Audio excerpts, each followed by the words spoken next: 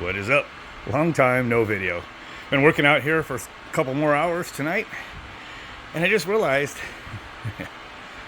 there's a project here and I haven't even documented any of it yet. So what this is for my 17-year-old daughter. This is daughter number 3. So she's been driving our Ford Escape, and we've been meaning to get a project vehicle.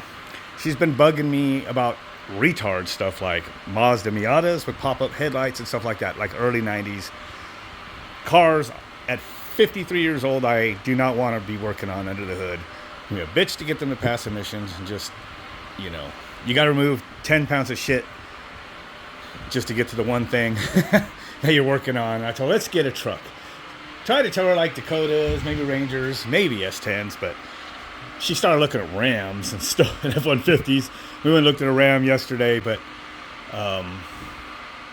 that thing, was, I could tell the transmission was going. It was a 4.7 V8, which is a really expensive and not common engine anymore, because those engines came out in 1999 in the Jeeps. Then they made their way into Dakotas and Durangos for a while, and Rams, up until, mid-2000s? And then the Hemis came out, and phased all those out. So the 4.7 liter overhead cam V8 in Dodge is just not as common. And I was rebuilding one once for a project, and I changed my mind when I found out that just the timing set alone was $800. It's like, forget that. I get a whole 5.2, 5.9, V8 Magnum for that runs. So we looked at a couple things, and then we saw this one.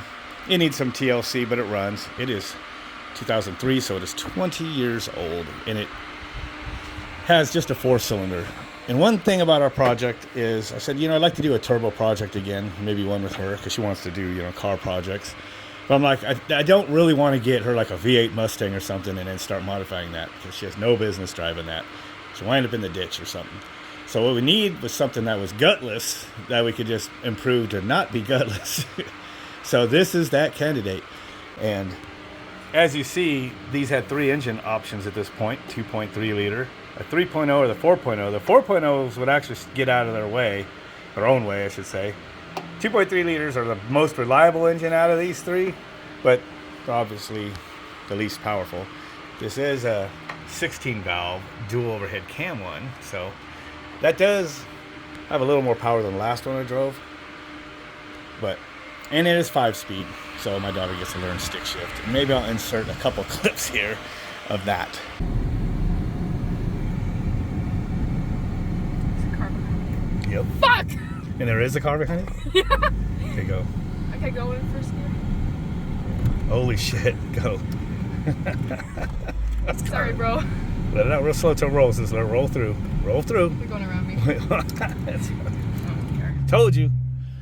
You need to give a little bit of throttle once it starts rolling. Oh, Give it a little bit of gas. Gas. Oh, That's fuck. when I do gas. Holy it fucking shit. Does that. No. They're doing a Melissa right here. We've done like 6 tries to get through this intersection. What gear are you in? You're not in first. You had me in second. I said you put it in first. That's why I even start that damn thing up. I didn't even notice you didn't put it in first. We came at stop.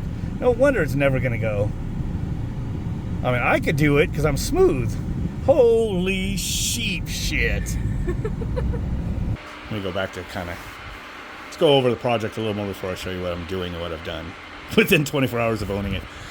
So I drove it a little bit yesterday, taken out to try to drive stick shift, and I noticed that this thing is really gutless in the low RPMs. But once you hit like 4,000, it actually takes off, and it's not too bad. So we'll have to do something about that. Besides possible turbo, it's definitely going to help. I already see 2 issues with it. One could be this. It's not only nasty looking, but somebody took the stock airbox cap off. I recognize this as going to the airbox, and they put this on, and it's under the hood. So whether you change the tube or not, but when you put these like this and don't have it sealed, these are not cold air intakes. These are the opposite. These are hot air intakes. And what is when the air is closed, you have all the heat. And I'm talking 200 degrees of heat coming out of the radiator. Under the hood, that's the temperature you're drawing into this thing. So any restriction you took away from drawing through the snorkel out front, you negated by having hot, less dense air retards. So I'll probably look for a stock box for now from the junkyard.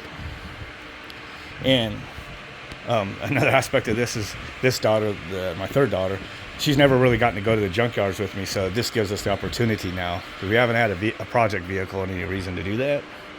So now she could do that. We'll go to the junkyard, start looking for some stuff. So we're going to get the stock box, put it on. There could be the chance that this mass airflow sensor's off a little bit. I notice it has a little bit of bucking at a couple weird spots when we're driving. I don't think it's anything really wrong with the engine or anything. And it goes away if you upshift a little early. It's only when you're holding real barely steady on the throttle at low speeds. But it could be because of this inaccuracies. Sometimes you get, when people do this shit, that causes problems. The other thing was about losing power is this has a clutch fan on it. And it's pretty tight. And I was reading on the forum, I just got on, and I guess these are known to lock up too.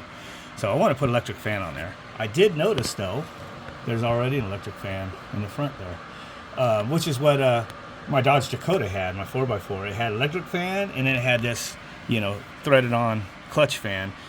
And I used to take off that fan, the clutch fan, and drive it without.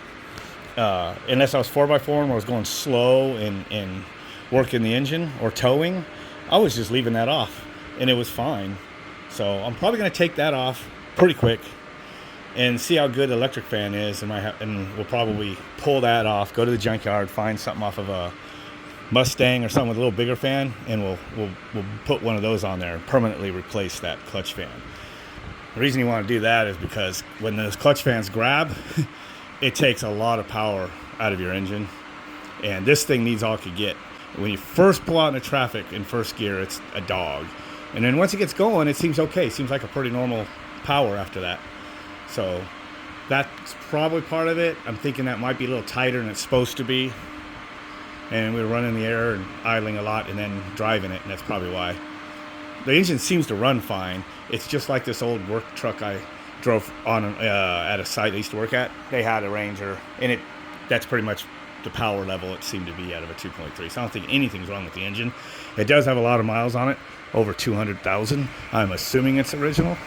So one cool thing that's good on these is like your blower's out here, your AC coil is out here, only the heater coil is in there. So that's awesome. Could already see that there's probably some room to move things. We do a turbo, probably relocate the windshield washer fluid, somewhere else, or put a tank over here. Maybe do something about this. It might stay there. Probably if I move that, might not even have to move it, but I probably could mount the turbo right here, probably. If I could get the exhaust in and out there. This is a truck, so I should have more room for that kind of stuff. Now, the exhaust goes down over here, and it's like a little mini header, it looks like. So I'll have to pull all this out of the way to see what it's like. I might make my own manifold, turn it around, up and over here. So I don't know if I'm going to have to relocate the AC compressor or not. I don't want to really do any of that stuff. So we'll see. There might be enough room just to actually bring the exhaust right out the bottom and come up into the turbo over here. It's all yet to be seen. Looks like there's a little bit of room over here for some stuff, possibly. But I want to keep it easy to work on. It looks like the intercooler, and I already have one still from my Mustang. Might be able to shoehorn it right down in there. This piece right here looks like it's funnels the air right into the condenser there. So this needs to be there unless I put the intercooler there, then that's something I can remove. And it's about that deep, so it'd probably fit right in there. Relocate the horn. So these are just preliminary ideas. Might not do this till winter or later on. Who knows? But at least I'll be able to reuse a lot of parts I already have. I have a quarter-horse tuner. I don't know if that will work on this 2003. It probably does. I don't know how popular the, what do they call the strategies, as they call it, are. If they're real popular, you can kind of find them cheap or free on the internet for the quarter-horse tuner. Other than that, you gotta pay for the strategies from somebody, which I had to do on my 96 Mustang with the 4.6 liter. So I could either tune this thing with something like the quarter horse emulator plugged into the computer engine computer, or I could just maybe not touch any of that stuff and just intercool it, add some extra injectors to it, and add some E85, and just add that fuel. Because we're only going to do probably like 7-8 psi boost on this thing. It's an old engine. But being that it's 2.3 liter, I figure it should be a dime a dozen engine to find in the junkyard if we break anything.